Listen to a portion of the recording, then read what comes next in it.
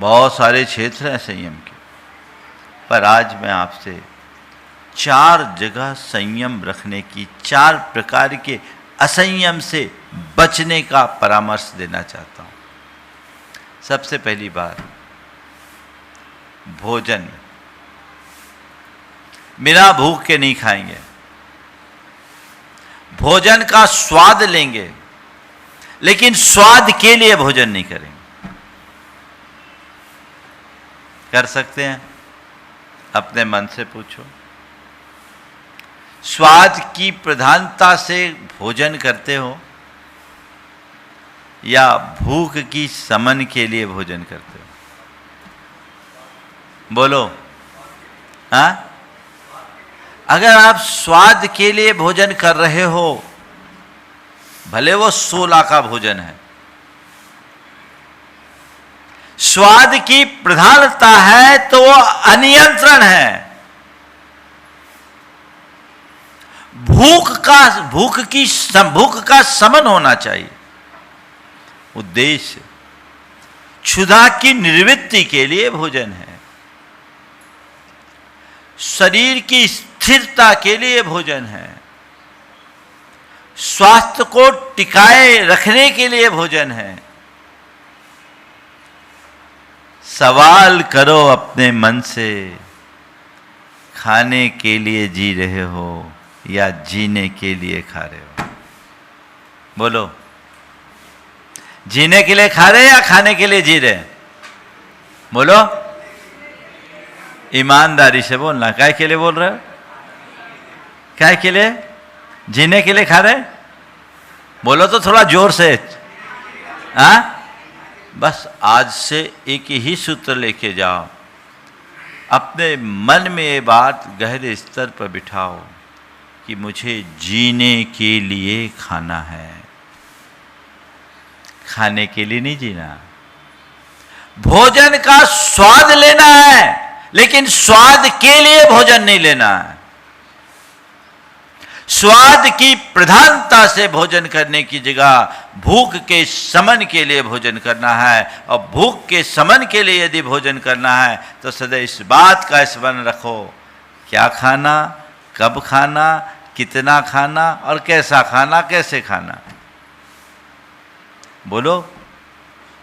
आप इतना विचार करते हो खाते समय?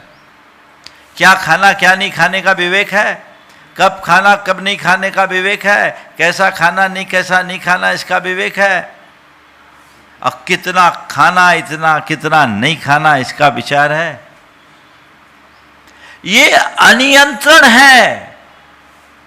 और ऐसे लोग जो अपने भोजन पर संयम नहीं रखते, उनकी दशा बड़ी विचित्र हो जाती है। आगे चलकर वो खाने लायक भी नहीं बचते। दिखते हैं ना, 10 तरह की बीमारियां हो जाती। डायबिटीज है, कार्डियक पेशेंट है, लीवर की खराबी है, किडनी की खराबी है, कुछ नहीं खा पा रहे भाई साहब। पहले से अगर संयत आचरण किया होता तो ये दशा क्यों होती? क्या खाना बता दूं? वही खाना जो तुम्हारे स्वास्थ्य के अनुकूल हो, साधना में सहायक हो, जिससे शरीर की पुष्टि हो और मन की शुद्धि हो, वो भोजन करो। ऐसा भोजन करो जो तुम्हें भजन में लगा दे। ऐसा भोजन मत करो जो तुम्हें भंजन में लगा दे। हमारे यहाँ कहावत है ना, जैसा खावे अन्न वैसा होवे मन, और जैसी पीवे पानी वैसी होवे बानी। ये निराधार नहीं है। अब वैज्ञानिकों ने भी इस पर शोध किया, इस पर कभी और चर्चा करूंगा, आज का विषय नहीं है। लेकिन भोजन पर नियंत्रण होना चाहिए। अगर संयम की तरफ दृष्टि है और उसके लिए ज्यादा कुछ नहीं, केवल एक बात अपने मानस में बिठा दो, मुझे स्वाद के लिए नहीं खाना, खाने का स्वाद लेना। जो है उसका स्वाद है, हर वस्तु में स्वाद है। गुरुदेव ने एक दिन कहा कि आप लोग तो वस्तु का असली स्वाद लेते ही नहीं, नकली स्वाद लेते हो। नमक मिर्च मसाला मिला देते हो तो उसमें जो जायका बनता है वो मिक्स्ड होता है। असली स्वाद तो बिल्कुल सादे भोजन का स्वाद है, हर वस्तु में स्वाद है। रूप रस गंध स्पर्श प्रत्येक वस्तु में है, उसका अपना ओरिजिनल स्वाद लो ना। पर क्या करूं, जिब्बा इतनी चटोरी हो गई है और उसकी आदत खराब हो गई, उसे वही वही चाहिए। स्वाद की भावना से प्रेरित होकर भोजन करोगे तो कभी संयम नहीं होगा। विचार कीजिए। आप देखिए, आपने अपने शरीर को क्या बना रखा है, क्या मान रखा है?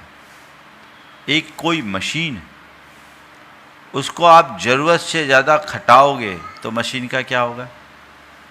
बोलो, भट्टा बैठ जाएगा, है ना। आप अपनी गाड़ी चलाते हो, पेट्रोल की गाड़ी हो, और उसमें केरोसिन डालोगे तो क्या होगा? इंजन बैठ जाएगा। तो आप इस बात का तो ख्याल रखते हो कि डीजल का है, डीजल की गाड़ी तो डीजल डालना है, पेट्रोल की गाड़ी है तो पेट्रोल डालना है ना। और एरोप्लेन में तो और सुपर पेट्रोल होता है। जैसी गाड़ी वैसा ईंधन।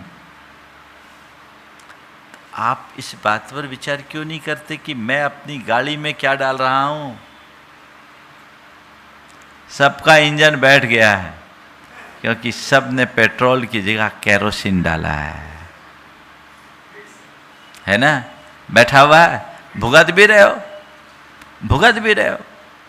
अच्छी गाड़ी से कम धुआं निकलता है, और जिसका इंजन बैठ जाता है वो गाड़ी बहुत धुआं उड़ाती है। तुम देख लो तुम्हारी गाड़ी चल रही है कि धक रही?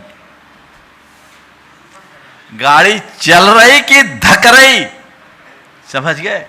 चलने वाली गाड़ी अलग होती है और धकने वाली गाड़ी अलग होती है। दोस्तों, अगर आपको मेरी वीडियो अच्छी लगती है तो प्लीज मेरे चैनल को लाइक करें, शेयर करें, सब्सक्राइब करें। इसी तरह से अपना प्यार देते रहें। Thank you.